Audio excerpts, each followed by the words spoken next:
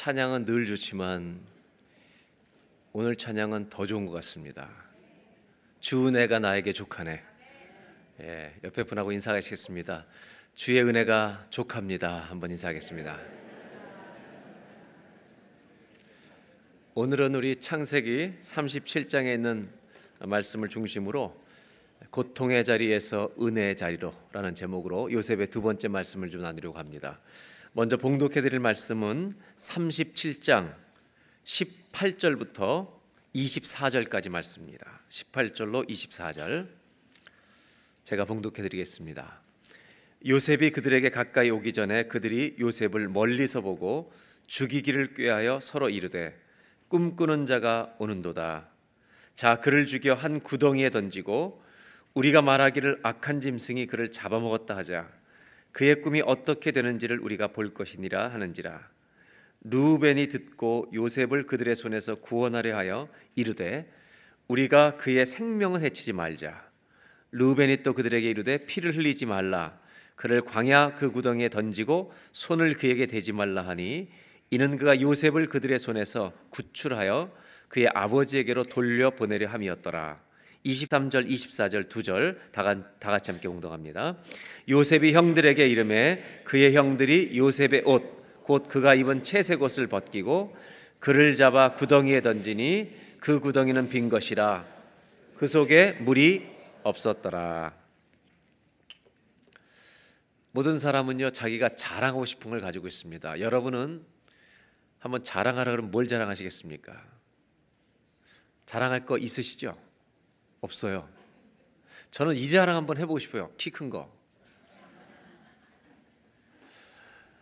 사람들이 왜 자랑할 게 없겠습니까? 자기 자랑, 자식 자랑 할 게 얼마나 많아요. 그런데 문제는 자랑을 자꾸 하면 사람들이 싫어합니다. 그래서 여러분 자랑하고 싶으시면 저한테 와서 하십시오. 제가 다 들어드릴게요.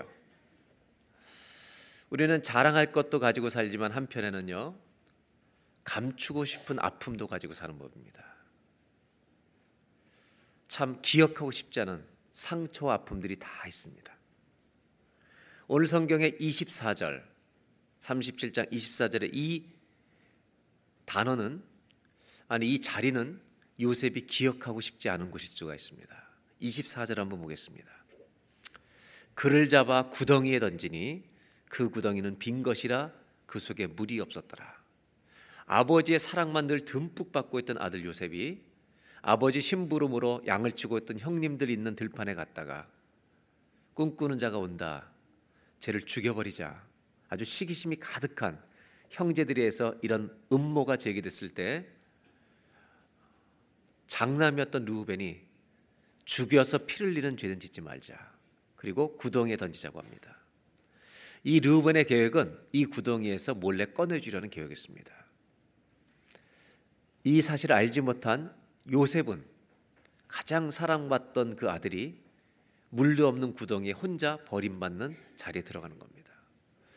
가장 힘든 아픔 중에 하나는요 가까운 사람한테 상처를 받는 겁니다. 어쩌면 부모에게 버림받는 자식은 평생 잊지 못할 상처를 가지고 살지 모릅니다. 상처는요 가까운 사람이 주는 겁니다. 먼 사람한테 주는 것은 모르는 사람이 주는 것은 지나갈 뿐입니다. 이렇게 이 구덩이는 요셉의 인생에서 절대로 잊혀지지 않는 자리였을 겁니다.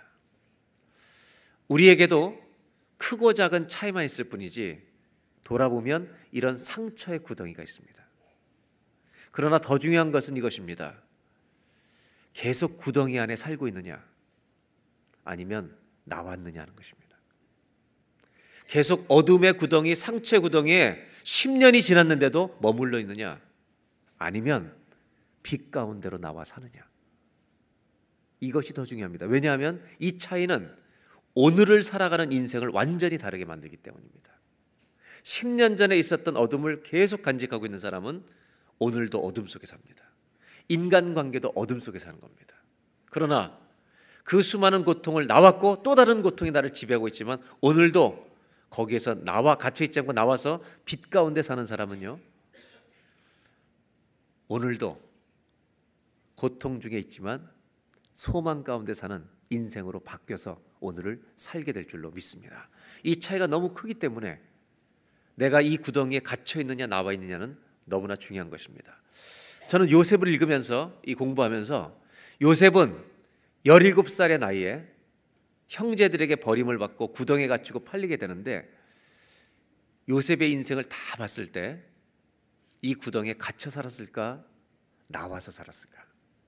묶였을까? 자유케 되었을까? 형을 복수하길 원했을까? 그들을 용서하고 싶었을까? 여러분 생각에 요셉은 갇힌 사람이었습니까? 나온 사람이었습니까? 나온 사람입니다. 우리는 성경의 역사를 읽어보면 요셉을 읽어보면 이 사람은 상처에 머물러 있지 않고 나온 사람인 걸 알 수 있습니다. 그런데 그 고통을 나오는 것은 간단한 고통이 아닙니다. 보통 사람보다 훨씬 힘든 고통을 그는 겪습니다. 28절을 한번 보겠습니다. 그때 미디안 사람 상인들이 지나가고 있는지라 형들이 요셉을 구덩이에서 끌어올립니다. 여러분 구덩이에서 일단 구조는 됩니다. 근데 구조된데 그 다음이 문제입니다. 은 20에 그를 이스마엘 사람들에게 팔매 그 상인들이 요셉을 데리고 애굽으로 갔더라. 이 구절을 읽어보면 요셉은 지금 구덩이에서 건짐 받은 겁니까? 더 큰 구덩이로 들어가는 겁니까? 어떻게 생각하십니까? 구덩이에서 꺼냈습니다. 여러분 꺼내서 건짐 받은 겁니까? 더 큰 구덩이로 집어넣어 버린 겁니까? 정말로 더 큰 구덩이로 끌려가 버린 겁니다. 아마 요셉은 내 인생이 이제는 나도 책임질 수 없는 자리로 가버리는 겁니다. 얼마나 불안하겠습니까? 그런데 여기서 끝나지 않습니다. 36절, 즉 인신매매가 되고 있는 겁니다. 지금 노예로 한 집에 정상적인 아들이 팔려가는 겁니다. 36절을 다 같이 한번 읽겠습니다. 그 미디안 사람들은 그를 애굽에서 바로의 신하 신위대장 보디발에게 팔았더라. 미디안 사람에게 한 번 팔렸던 요셉은 이제는 물건값이 정해집니다. 한 번 산 사람은 조금 더 비싼 값에 팔겠죠.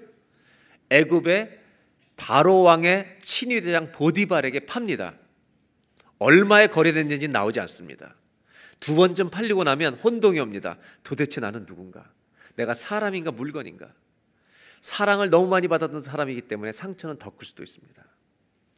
정체성, 내가 누구인가를 혼동 속에 빠뜨릴 만큼 어려운 상처와 구덩이에 점점 들어가고 있는 요셉입니다. 이 시작은 형님들이 요셉의 채색 옷을 벗기는 데서부터 시작됩니다. 이 집안에는요 옷에 대한 히스토리가 있습니다.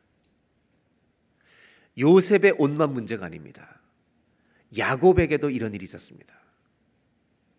언제 이런 일이 있었냐면 지금 37장을 읽고 있는데 27장에 가면 이 야곱의 형 에서가 있었는데 에서의 장자의 축복권을 속여서 가로채기 위해 에서 변장을 하고 들어간 거 다 아시죠? 그때 어떤 옷을 입었는지 성경은 이렇게 정확히 기록하고 있습니다. 27장 15절에 다 같이 읽어볼까요? 리브가가 집안 자기에게 있는 그의 맏아들 에서의 좋은 의복을 가져다가 그의 작은 아들 야곱에게 입히고, 지금 리브가 사랑하는 아들 야곱이 아버지 이삭의 축복을 받으러 가로채로 속이면서 들어가야 되는데 에서로 변장하기 위해서 누구의 옷을 입힙니까? 야곱에게 누구의 옷을 입히냐면 형 에서의 옷을 입혔습니다. 야곱은 에서의 형 에서의 옷을 입고 자기 옷이 아닌 것을 입고 에서 행세를 하며 들어갑니다. 이때 야곱은 굉장히 두려운 마음으로 아버지 앞에 갑니다. 옷에 대한 트라우마가 있었던 사람이 야곱입니다. 그래서 야곱은 옷에 대해서 신경 써야 될 사람입니다. 그런데 너무 신경을 써서 사랑에 눈이 멀어서 11번째 아들 요셉에게만 채색 옷을 입은 겁니다. 여기가 끝이 아닙니다. 형의 옷을 입고 축복을 가로채러 들어갔을 뿐만 아니라 털이 없어서 털을 분장하기 위해서 뭘 발랐는지 아십니까? 16절에 이렇게 소개합니다. 염소 새끼의 가죽을 그의 손과 목에 매끈매끈한 곳에 입혀서 들어갑니다. 적어도 두 가지 일을 합니다. 하나는 형 에서의 옷을 입고 가짜 옷을 입고 자기 옷이 아닌 걸 입고 에서 행세를 하러 들어갔고, 두 번째는 염소 새끼의 가죽을 발랐다는 말은 별미까지 만들었으니까 염소를 죽였다는 말입니다. 그리고 이렇게 했다는 겁니다. 근데 이렇게 했던 이 야곱이 수십 년이 지나서 똑같은 일로 되갚음을 당합니다. 이것이 오늘 이 본문의 이야기입니다. 37장 3절에 가면 요셉은 노년에 얻은 아들 이었기 때문에 이스라엘, 즉 야곱이 더 사랑해서 채색옷을 입힙니다. 그런데 형님들 문안하러 갔을 때 80km 위에 있는 도단에 갔을 때 형님들은 어떻게 했냐면 23절에 보면 이렇게 말합니다. 요셉이 형들에게 이르매 그의 형들이 요셉의 옷, 곧 그가 입은 채색을 먼저 벗깁니다. 이 옷을 벗긴 다음에 31절, 그들이 요셉 옷을 가져다가 숫 염소를 죽여 그 옷에 피를 적십니다. 옷과 염소가 똑같이 몇십 년 만에 다시 등장합니다. 그리고 동생을 팔아먹은 다음에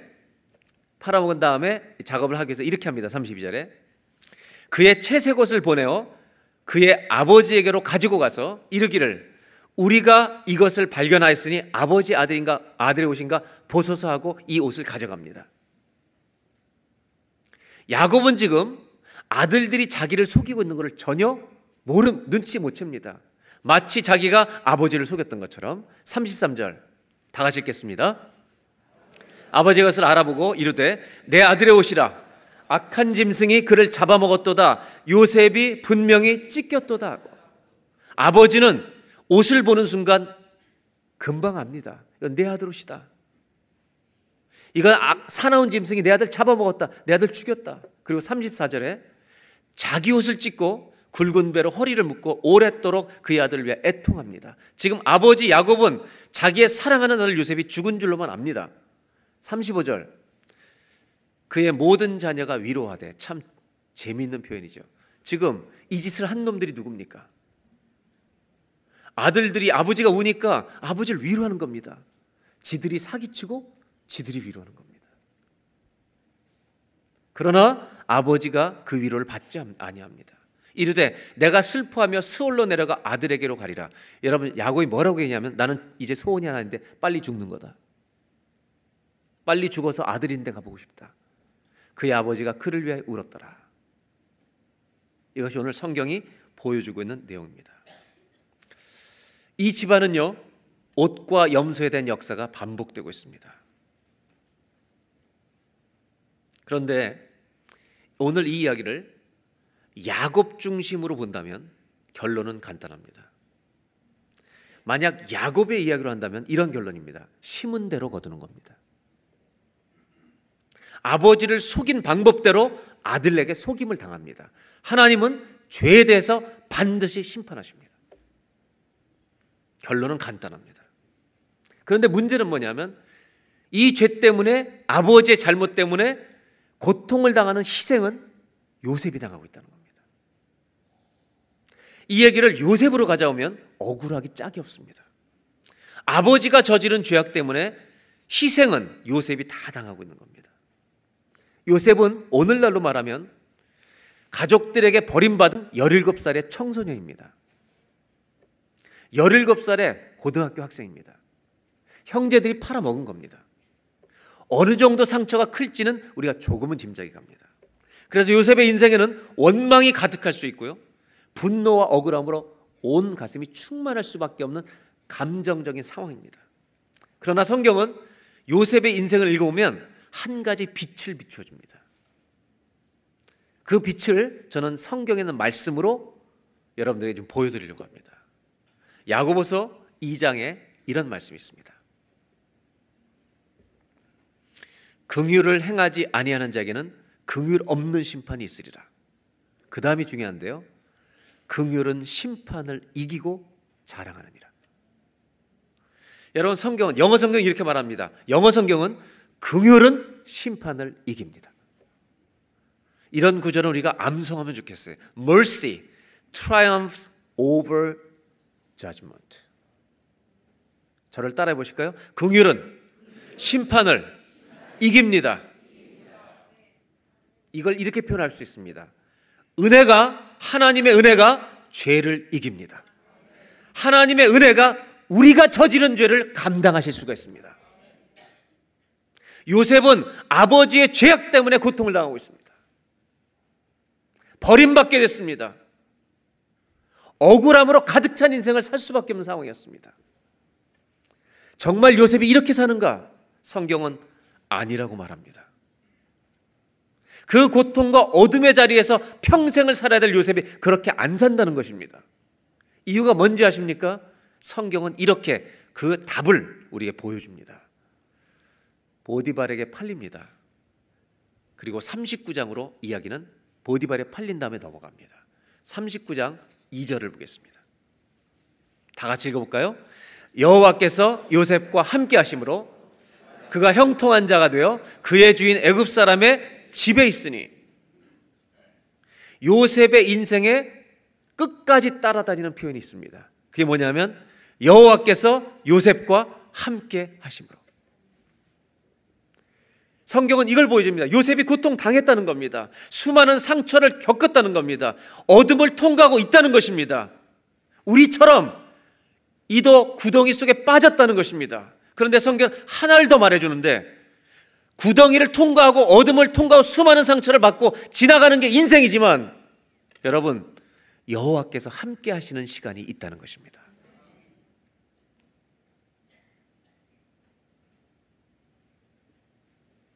그래서 형통하게 하시더라는 겁니다.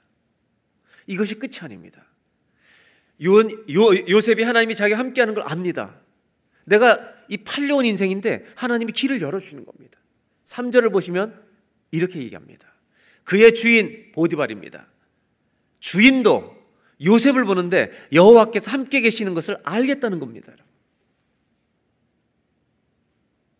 우리에게는 다 상처 있습니다. 한 가지를 더 질문하고 싶은 게 있습니다. 여호와께서 함께 하신 게 있습니까, 여러분? 여러분의 인생에 하나님이 함께 주신 순간이 있습니까, 없습니까? 그것 때문에 고통을 이기는 겁니다, 여러분. 그것을 가진 사람은 넉넉히 이길 줄로 믿습니다. 하나님의 은혜가 오면 고통을 이기는 겁니다. 오늘 3절은 이렇게 표현합니다. 주인이 볼 때, 다시 한번 보여주세요. 3절. 여호와께서 요셉과 함께하는 것을 보디발이 봐도 알겠다는 겁니다. 여호와께서 그를 형통케 하시는 것을 보디발이 봐도 아는 겁니다. 맡겨놓으면 다 잘 되는 겁니다. 우리가 힘든 시간도 다 있지만 잊지 마십시오. 하나님이 함께 하시는 시간도 있었다는 것을. 4절 다 같이 읽겠습니다. 요셉이 그의 주인에게 은혜를 입어 섬김에 그가 요셉을 가정 총무로 삼고 자기의 소유를 다 그의 손에 위탁. 너무 잘하니까 여러분, 이 노예한테 전체 가정 총무 매니저 일을 맡겨버리는 겁니다.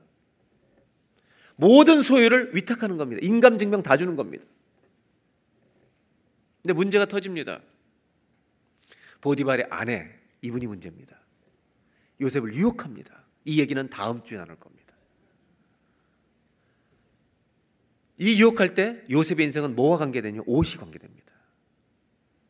자기 매니저 옷을 입고 겉옷을 입고 있는데 계속 잡아당기니까 하나님 앞에 범죄할 수 없다고 그 옷을 어떻게 해요? 벗어버리고 합니다. 그 옷이 문제입니다.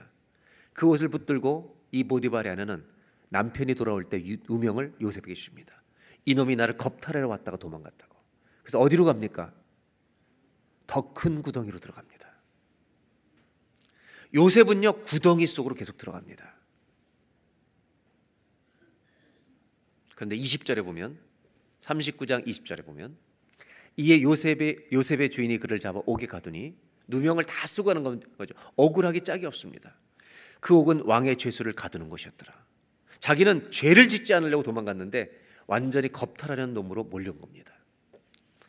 근데 요셉이 옥에 갇혔으나, 오늘 저는 가장 중요한 글자 하나, 나. 요셉이 옥에 갇혔으? 다시. 요셉이 옥에 갇혔으? 요 나라는 말이 영어로는 뭘까요? But. 요셉에 갇혔으나, 자, 이제는 질문하는데 이 답을 못 맞추실 수가 없습니다. 갇혀 있음에도 불구하고 그 다음에 나오는 표현이 뭐가 나올 것 같아요? 여호와께서 요셉과, 그 말이 안 나오면 어떻게 돼요? 21절을 보겠습니다. 감옥에 갇혔는데 여호와께서 요셉과 함께 하십니다. 아멘. 아멘. 다시 묻습니다. 주님이 여러분과 함께 하십니까?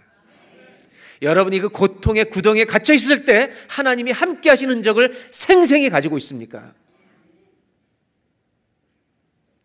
그에게 인자를 더하사. 다시 보여주세요.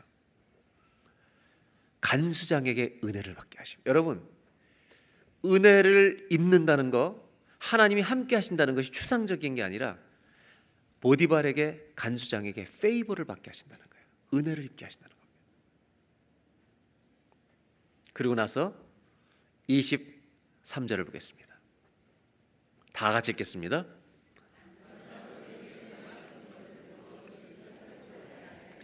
이는 여호와께서 요셉과 함께 하심이라. 여호와께서 그를 범사에 형통하게 하시다.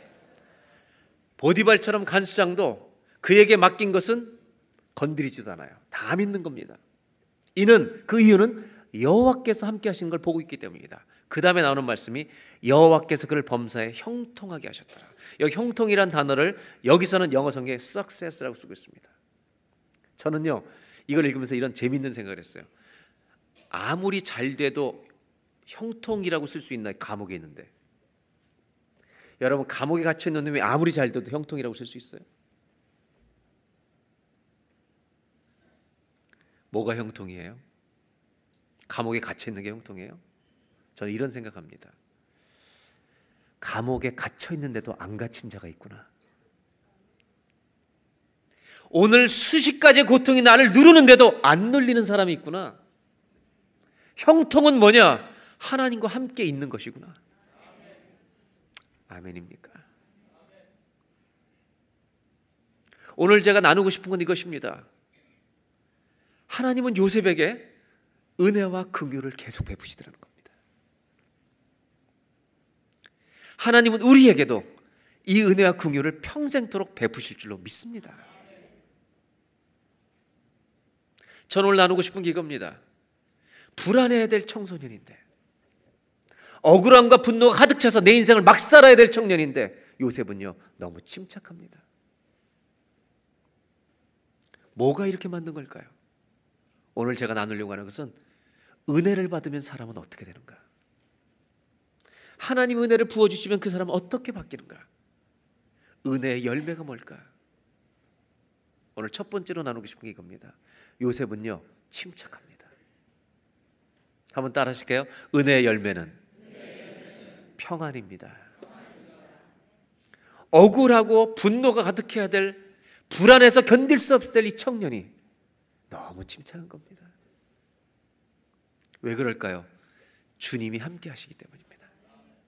주님이 은혜를 베푸시는 겁니다. 저는 우리 모두의 인생에 상처가 있다는 거 압니다. 그러나 한 가지를 잊지 마시라는 겁니다. 은혜가 있습니다. 그 은혜가 구덩이에서 나오게 하는 겁니다. 오늘 이해 보신 성도님들 중에 10년, 20년, 5년, 3년, 2년, 1년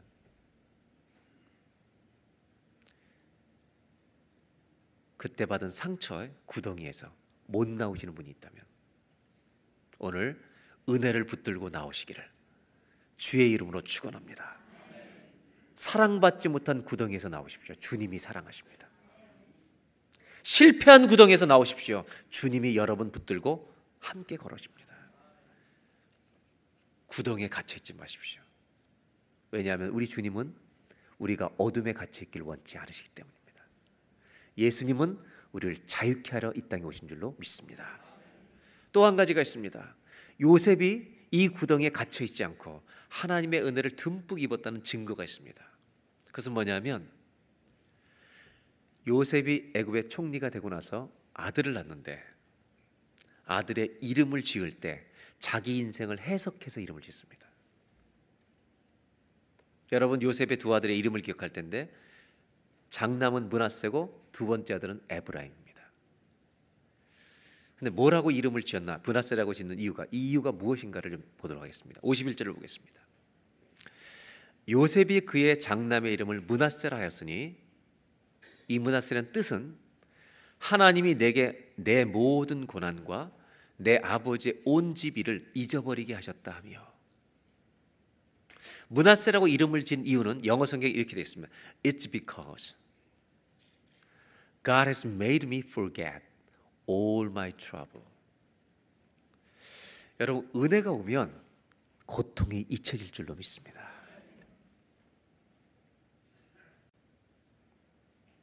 하나님의 은혜가 부어지면 내가 받았던 고통이 사라지는 겁니다.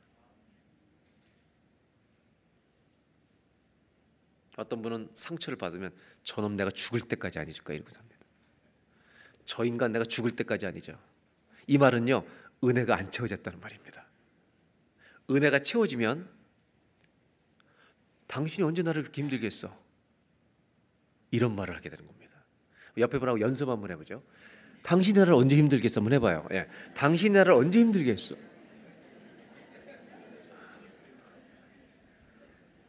이렇게 대답해요. 지금 힘들어. 보는 것도 힘들어. 은혜가 없으면 이렇게 말합니다. 저는 이 이름이 얼마나 좋은지 모르겠어요. 51절을 다시 보여주세요. 요셉은요, 아들 둘을 낳았을 때 첫 아들을 므낫세라고 짓습니다. 그 이유는 뭐냐면 하나님이 내 모든 고통을 잊어버리게 하셨다. 이걸 이렇게 말하면 될까요? 고통을 잊어버릴 만큼 은혜를 받는 우리가 되시기를 바랍니다. 두 번째 아들의 이름은 더 기가 막힙니다. 에브라임입니다. 52절, 차남의 이름을 에브라임이라 했으니 하나님이 나를 내가 수고한 땅에서 번성하게 열매 맺게 하셨다 함이었더라. 영어 성경을 보면 이렇습니다. It's because, 이 에브라임의 이름을 지니는 It's because God has made me fruitful in the land of my suffering. 고통만 있었던 게 아니라는 거예요. 이 수많은 고통의 터널과 구덩이를 지나오는 과정에서 하나님은 요셉의 인생에 풍성한 열매를 계속해서 맺게 하셨다는 거예요. 그게 너무나 감사해서 아들을 얻었을 때 에브라임이라고 해라. 혹시라도 아들을 낳을 계획이 있는 집 이름을 에브라임이라고 주세요. 내가 이민자로서 살아가는 수많은 in the land of suffering에서, 이 고통의 땅에서 God has made me fruitful이라고, 열매를 맺게 하셨다고. 이 무슨 말입니까? 요셉은요, 상처를 기억하고 있지 않아요. 열매를 기억하고 있지. 형들을 기억하고 있지 않아요. 주님을 기억하고 있지. 요셉은 구덩이에 갇혀 있지 않아요. 하나님의 은혜가 그를 건져낸 줄로 믿습니다. 형들에게 버림받은 상처가 너무도 크지만 그보다 더 큰 은혜가 있는 거예요.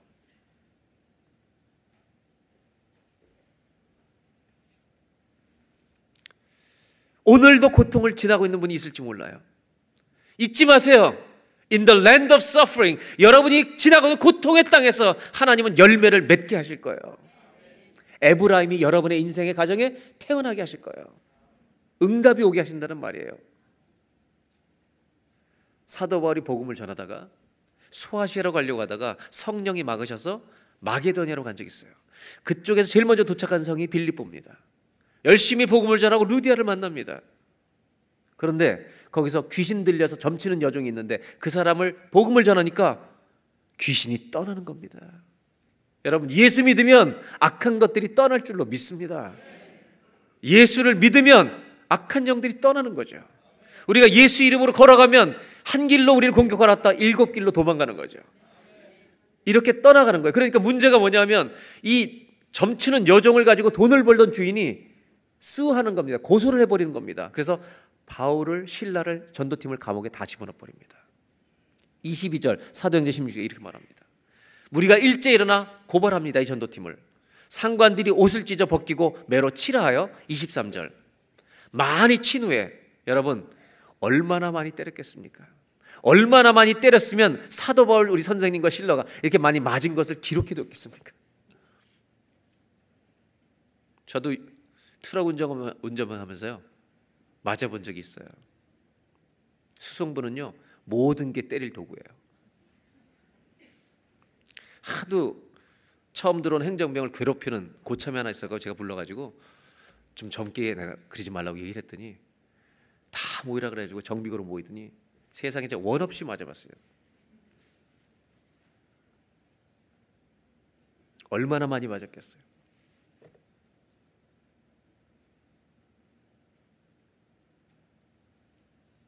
그리고 다 묶어서 간수에게 지키도록 부탁해요. 때린 다음에 묶어놓으라는 거예요. 문제는 이것이죠. 그렇게 묶였는데요, 안 묶여 있는 거예요. 갇혀 있는데 안 갇힌 거예요. 그걸 어떻게 할 수 있냐면 바울과 실라는 그렇게 맞고요, 기도하고 찬송합니다. 은혜를 입은 사람이니까. 기도하고 찬송하는 중에 어떤 일이 하면 더 큰 은혜가 임합니다. 옥문이 열리는 거예요. 착고가 다 풀리는 거예요. 졸고 있던 간수가 눈을 떠니까 다 열린 거예요. 그래서 자기가 지켜야 될 죄수들이 도망간 걸 알고 칼을 빼서 자살하려고 하는데 뭐라고 얘기합니까, 바울이? 우리 안 도망갔으니까 죽지 말라고. 다시 가두면 된다고. 그때 이 사람이, 이분들이야말로 진짜 하나님 믿는 사람들입니다. 알고 16장 30절에 이렇게 말합니다. 그들 데리고 나가 이르되 선생들, 내가 어떻게 해야 당신들이 믿는 하나님 믿고 구원받을 수 있겠습니까? 그때 유명한 말씀을 바울이 전합니다. 16장 31절 다 같이 한번 읽겠습니다. 이르되 주 예수를 믿으라. 그리하면 너와 내 집이 구원을 받으리라 하고, 주 예수를 믿으라. 예수 믿으면 너와 내 집이 구원받는다 하고, 32절 주의 말씀을 간수 집에 데려간 거예요. 그 사람과 그 집에 있는 모든 사람에게 전하는 겁니다. 지금 간수도 약간 흥분한 상태죠. 자기 집으로 다 데려간 겁니다. 앞으로 어떤 일이 벌어질지 모르고 지금 하는 거예요. 33절, 이 장면은 감동적입니다. 그 밤 그 시각에 간수가 그들을 데려다가 다 맞은 자를 씻어주고, 여러분 때린 놈이 누굽니까? 씻어줍니다. 그리고 자기와 그 온 가족이 세례를 받습니다. 여러분 감격스러운 장면입니다. 지금 죄수였던 바울과 실라가 간수 가족을 다 세례주는 겁니다. 그리고 34절을 다 같이 읽겠습니다. 시작. 그들을 데리고 자기 집에 올라가서 음식을 차려주고 그와 온 집안이 하나님을 믿음으로 크게 기뻐하니라. 크게 기뻐하니라. 한 가지 중요한 질문 해볼게요. 34절 잘 읽으면서 여러분 대답해 보세요. 다 기뻐합니다. 지금 바울이 매맞은 것이 더 기억나겠습니까? 이 기쁨이 더 자기를 지배하겠습니까? 이렇게 기뻐하다가 되게 아프네 저씨 이랬겠습니까? 다 잊어버렸겠습니까?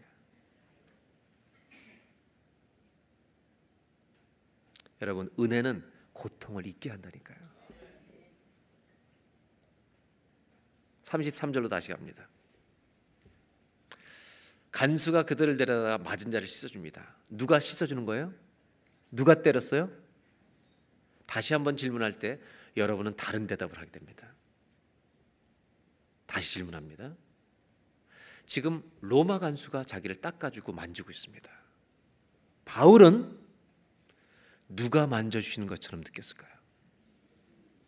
누가요? 하나님이 만져주시는 것처럼 느끼지 않았겠습니까? 여러분들에게 이런 질문을 해보겠습니다. 여러분이 힘들 때,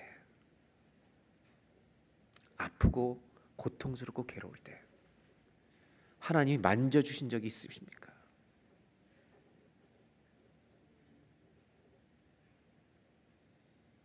하나님이 여러분을 안아주신 적이 있습니까? 그 사람은요 구덩이에 있지 않습니다. 나와 있는 것입니다. 은혜가 오면 고통을 이기는 겁니다. 그렇게 매맞았던 바울이요 크게 기뻐합니다. 므낫세와 에브라임, 정말 보통 사람이 통과하기 어려울 만한 고통을 통과한 요셉의 자녀입니다. 요셉의 인생에 하나님이 만져주신 흔적이 있다는 것을 이름으로 고백하는 겁니다. 그 아들의 이름에 두고두고 새겨두는 겁니다. 에브라임 아들을 볼 때마다 고통의 땅에서 열매 맺게 하신 주님을 찬송합니다. 은혜의 열매가 뭐겠습니까? 은혜가 덮여지면 고통 중에 어떤 마음이 우리 안에 생기겠습니까? 한 번만 따라 하실까요? 은혜의 열매는 감사입니다. 은혜의 열매는요 넘치는 겁니다.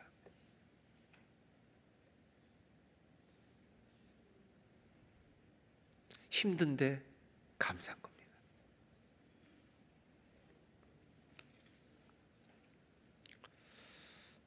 은혜가 오면 감사가 넘치는 겁니다. 요셉은 므낫세 에브라임의 이름을 지을 때 이런 마음으로 짓지 않았겠습니까? 주님 감사합니다. 감사합니다. 저와 여러분의 인생에 억울함이 지배하는 자가 아니라 감사가 다스리는 인생이 되시기를 주의 이름으로 기원합니다. 마지막으로 나누고 싶은 게 있습니다. 은혜를 입으면 바뀌는 겁니다. 요셉의 인생을 통해서 우리가 한 가지 배울 것은 형님들을 나중에 만납니다. 이제 우리가 요셉의 공부를 하면서 다 따라갈 텐데 복수할 생각을 하지 않습니다. 복수할 생각을 하는 게 아니라 오히려 어떻게 하면 저들을 다 도와줄까 이런 생각을 합니다. 신기한 일입니다. 나를 버린 형제들을 여러분 요셉이 나중에 다 돌봅니다. 형들은 놀랍니다. 혹시 이러다 죽이는 거 아니야? 이렇게 끝까지 돌봅니다. 이것이 어디서 왔을까? 요셉은 자기 인생을 형님들을 만났을 때 이렇게 고백합니다. 형님들이 양식을 얻으러 왔다가 이제 세 번째 자기를 다 알리고 이제 요셉이라고 고백하고 통곡합니다. 아버지 잘 계시냐 묻고 서로 대화합니다. 그러면서 요셉이 창세기 45장에 자기의 인생을 이렇게 하나님 안에서 재해석을 합니다. 중요한 두 가지 단어가 있습니다. 5절을 보겠습니다. 형님들, 당신들이 나를 이곳에 팔았다고 해서 근심하지 마십시오. 한탄하지 마십시오. 하나님이 생명을 구원하시려고 나를 당신들보다 먼저 보내셨나이다.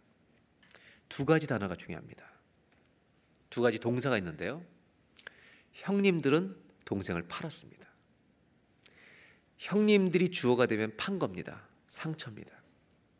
근데 주님은 어떻게 했다고 말하냐면 주님은 보내셨습니다. 형님들은 셀링, 나를 소울도 팔아먹었지만 God sent me. 관점이 다른 겁니다. 근데 왜 보냈냐면 우리 가족을 다 구원하시려고 나를 미리 보내셨습니다. 우리가 인생을 살 때 있잖아요. 저 사람이 나한테 고통을 준 동사만 가지고 사는 사람이 있습니다. 저놈이 나를 사기쳤어. 저놈이 나를 팔아먹었어. 그런데요, 이것만 가지면 구덩이에 있는 겁니다. 구덩이에서 나온 사람은 이것이 하나님의 단어를 찾는 도구가 되는 겁니다. God sent me. 하나님이 나를 보내셨습니다. 여러분, 죄송해요. 이렇게 해석해서 죄송해요. 애굽의 총리가 된 이유는 형님이 팔아줘서 된 겁니다. 그래서 오히려 요셉이 형님 고맙습니다. 인사해야 될지 모릅니다. 하나님은 우리 인생을 주관하시는 주인이십니다. 사람이 우리를 주관하는 게 아닙니다. 모든 사람의 인생은 하나님이 이끌어 가십니다. 저와 여러분의 인생 오늘도 주님이 인도하실 줄로 믿습니다. 성경은 이걸 보여줍니다. 억울했던 요셉이 형님들에게 전혀 다른 모습으로 대하는 장면을 보여줍니다. 심지어 형님들이 이렇게 만나서 아버지의 다 가족들 모셔오라고 내가 고센 땅에 모셔놓고 형님들 봉양한다고 얘기할 때 그냥 돌려보지 않고 형님들 전부에게 막내 베냐민까지 선물 하나씩을 다 넣어서 오늘날로 말하면 선물 봉투에 넣어서 다 하나씩 줍니다. 요셉이 준 선물을 우리가 알면 기가 막힙니다. 요셉이 무슨 선물을 줬냐면 이집트 스핑크스 뭐 이런 기념 조각을 준 게 아니고 벨기에 초콜릿 준 것도 아니고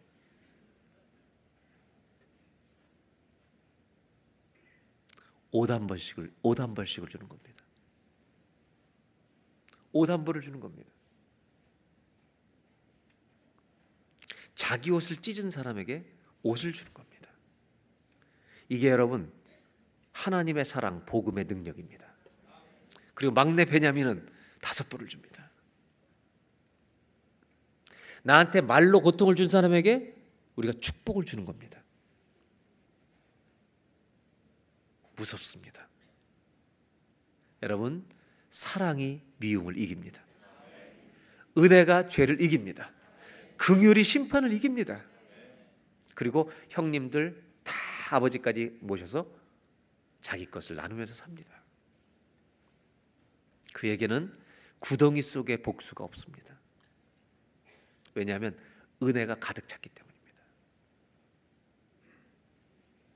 사랑하는 여러분,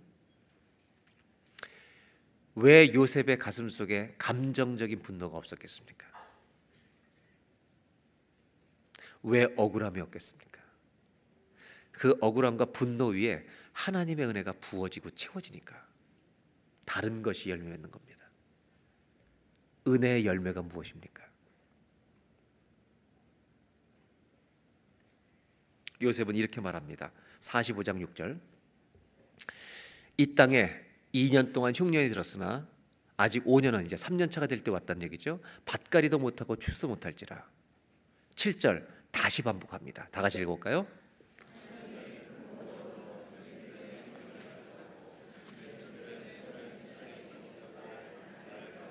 예, 하나님이 다 우리를 구원하시려고 나를 보내셨으니까 전혀 문제 삼지 말라고, 걱정하지 말라고. 그리고 8절 마지막 절 읽겠습니다. 다 같이 읽겠습니다. 그런즉 나를 이리로 보낸 이는 당신들이 아니요 하나님이시라. 하나님이 나를 바로에게 아버지로 삼으시고 그 온 집의 주로 삼으시며 애굽 온 땅의 통치자로 삼으셨나이다. 이렇게 표현하는 게 맞을지 모르겠어요. 요셉이 왜 이렇게 마음이 넉넉한 거예요? 왜 이렇게 마음이 부자인 거예요? 은혜 받으면 마음이 부자가 되는 거죠. 맞습니까? 은혜가 채워지면 부자가 되는 거예요. 은혜의 열매가 뭘까요? 한번 따라 하실까요? 은혜의 열매는 사랑입니다. 은혜가 채워지는 사람은요, 사랑합니다. 이거는 억지로 되는 게 아니라 저절로 되는 겁니다. 은혜가 나를 채울수록 감사가 넘치고 주고 싶은 겁니다.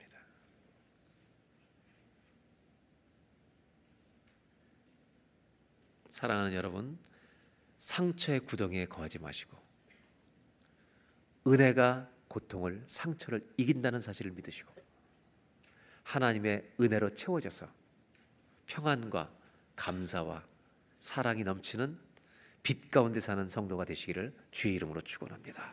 기도하겠습니다.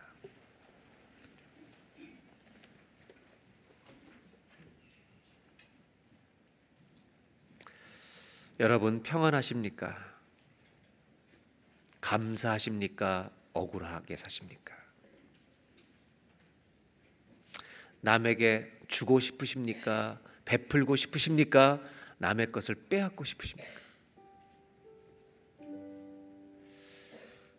평안이나 감사나 이 사랑을 구하는 것이 먼저가 아니라 주님, 은혜를 주십시오.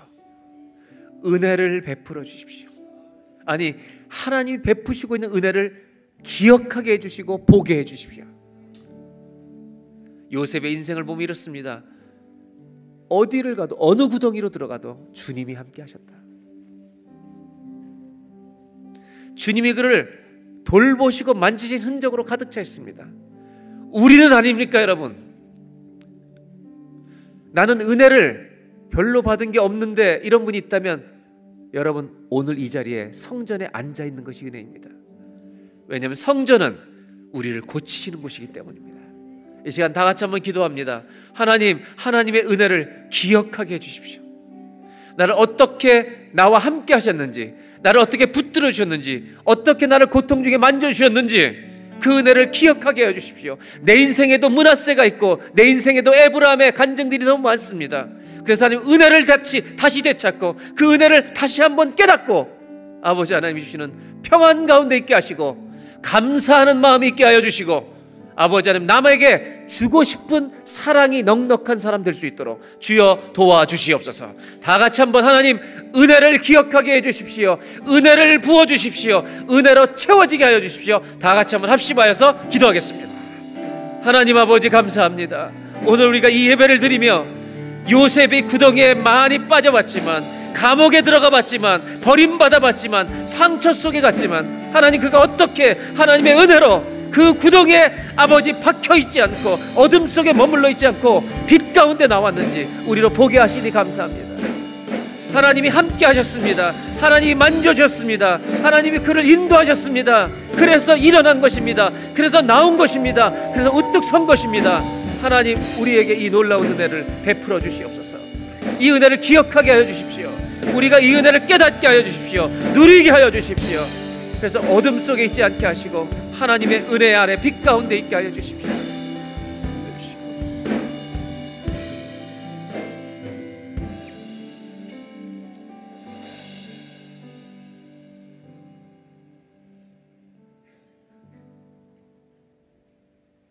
잊을 수 없는 상처를 가지고 있는 분이 있다면 이 시간 한 번 더 기도할 때, 제가 기도할 때 여러분의 오른손을 가슴에 대시고 He has made me forget all my trouble. 하나님, 떠나게 하여 주십시오. 이 자리에서 나오게 하여 주십시오. 이 고통에 묶여 있지 않게 해 주십시오. 그렇게 가슴에 손을 대시고 기도하겠습니다. 하나님,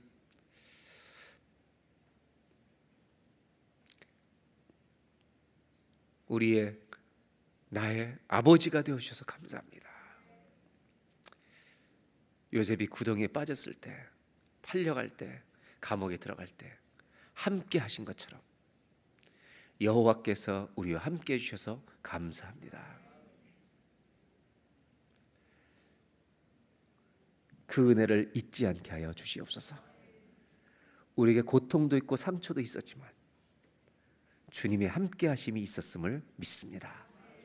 은혜가 고통을 이길 줄로 믿습니다. 오른손을 가슴에 대고 다 잊지 못하는 상처를 가지고 있는 분들을 위해 특별히 기도합니다.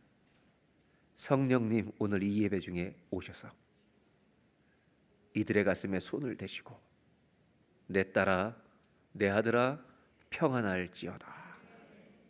므낫세를 저희들의 가슴에 새겨주십시오.